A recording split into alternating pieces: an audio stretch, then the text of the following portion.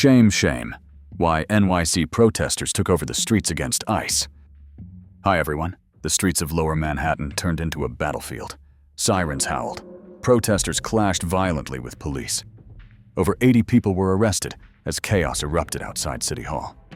What began as a passionate protest against ICE deportations quickly spiraled into scenes that shocked even seasoned officers. Barricades overturned pepper spray in the air and demonstrators dragged into custody. Some were masked. Others screamed shame as officers made arrests under the glow of streetlights. But this wasn't just about one night in New York. It was part of a national wave of outrage, with similar protests erupting in Los Angeles, San Francisco, Seattle, and Chicago, as emotions boil over and political leaders take sides. The question remains, was this civil disobedience in defense of immigrant rights, or a descent into uncontrolled lawlessness? And what really happened when thousands hit the streets that night?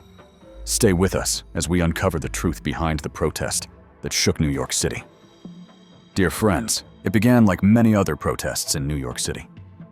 Crowds with signs chants echoing off the concrete walls of downtown Manhattan, and a sea of people gathering with purpose. But by nightfall, the atmosphere around Foley Square had shifted. What started as a demonstration against ICE, the U.S. Immigration and Customs Enforcement Agency, erupted into a chaotic clash between protesters and police, culminating in over 80 arrests, and leaving many wondering how it spiraled so far, so fast. On Tuesday afternoon, thousands gathered just blocks away from City Hall to voice their outrage against a new wave of ICE deportation operations. The rally at Foley Square was passionate and loud, with chants like "Abolish ICE" and "ICE out of New York" filling the air. Protesters carried homemade signs that read, "Brick by brick, wall by wall, this racist system has got to fall." For many, it was about more than just ICE, as it was about standing up for immigrant rights, for dignity, and for a city that has long prided itself on welcoming people from around the globe. Brooklyn Councilwoman Shahana Hanif took to the stage, her voice cutting through the noise. She accused Mayor Eric Adams of betraying New York's immigrant communities, claiming he was cooperating with federal authorities in ways that echoed the controversial immigration tactics of the Trump administration. Mayor Adams has made it clear he does not care about working-class people, she said. He's okay with ICE attacking our communities. Public advocate Jumane Williams echoed the sentiment, speaking directly to the heart of the city's identity. "We're in a scary situation," he said, standing across the street from the federal courthouse.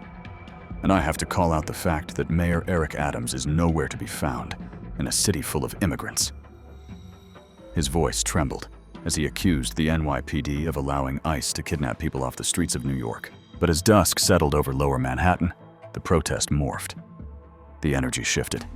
What had been a loud but relatively orderly event suddenly became tense. Barricades were rattled. Protesters wearing keffiyeh scarves, often associated with solidarity for Palestinian causes, began confronting officers. NYPD declared a Level 3 mobilization, one of its highest levels of response. That meant reinforcements were called in across multiple precincts.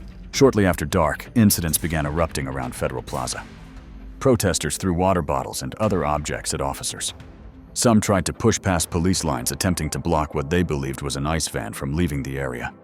Video footage shows demonstrators being pepper sprayed as police formed barriers and moved in.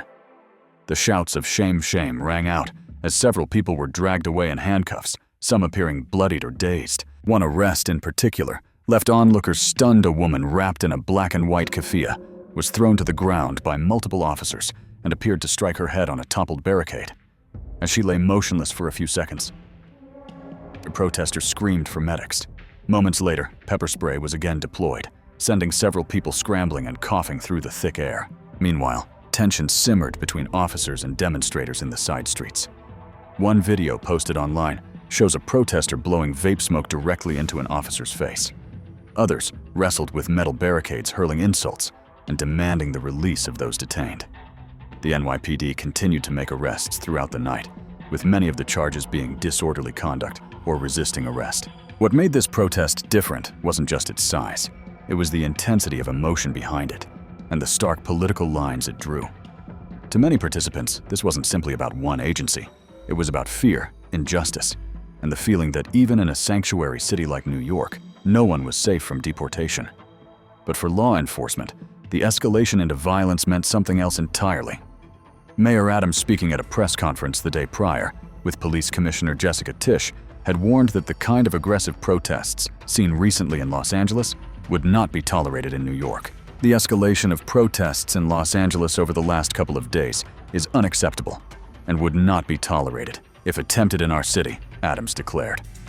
He praised the NYPD, saying, "We have the best police department in the world. Men and women who are prepared to handle any issues that may arise, especially when we are faced with deep division in our society." But for those on the streets, the reality felt different. Protesters pointed to what they called excessive force, aggressive takedowns, unnecessary pepper spray, and intimidation tactics. Activists accused the city of silencing dissent and criminalizing peaceful protest. The demonstration in New York was not isolated. Similar rallies erupted in cities across the country: San Francisco, Seattle, Chicago, and most notably Los Angeles, where protests against ICE their fifth night, with reports of violent confrontations and widespread arrests.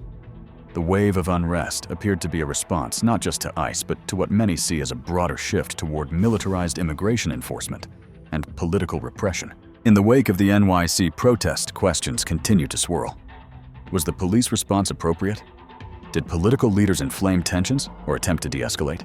Was the use of force justified, or was it a deliberate show of power meant to deter future dissent? Some argue that the protest became a necessary display of defiance, that in the face of injustice, disruption is sometimes the only tool the powerless have. Others say the violence undermined the very cause it sought to uplift, turning a movement for rights into a chaotic confrontation that distracted from its core message. In a city that has always worn its progressive identity like a badge of honor, Tuesday night was a sobering reminder that even in places that champion inclusion, division runs deep. The protest against ICE was supposed to be a statement of unity, but it left the streets scattered with broken signs, bruised bodies, and more questions than answers as the dust settles in Manhattan and legal proceedings begin. For those arrested, one thing is certain: the conversation around immigration policing and protest in America is far from over. And as the national spotlight turns once again toward the streets of New York, it's clear that the city's battle over justice, voice, and identity is entering a volatile new chapter. In the end, the chaos in Lower Manhattan was more than just a protest. It was a reflection of a nation grappling with deep divides over immigration law enforcement and civil rights. Over 80 arrests, violent clashes, and haunting images of pepper-sprayed faces and overturned barricades now mark a day meant to amplify voices of the unheard.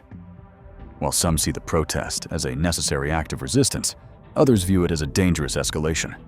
But regardless of where one stands, the message is clear. Tensions surrounding ICE enforcement, political leadership, and the right to protest are reaching a boiling point as more demonstrations spread nationwide. New York City may only be the beginning. What happens next will test not just policy, but the strength of public trust and the willingness of leaders to listen. If this story moved you, don't forget to subscribe for more true crime and current justice stories. Stay safe and stay informed.